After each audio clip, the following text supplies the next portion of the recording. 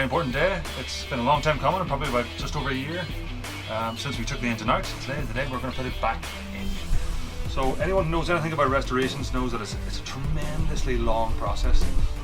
Bertha in particular needed tons of bodywork. There was more rust than there was van, so once we took the engine out, started on the bodywork, now we're at a stage now where we're about to put the engine back in. We just spent the morning putting the clutch back in.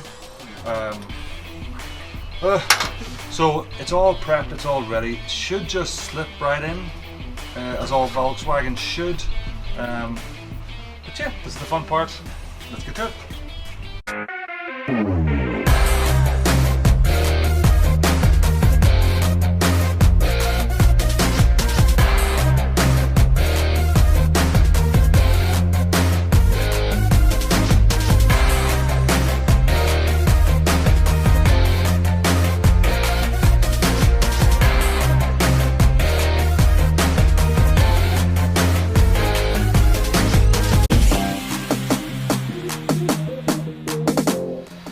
So we have been battling with the engine for the past couple of hours.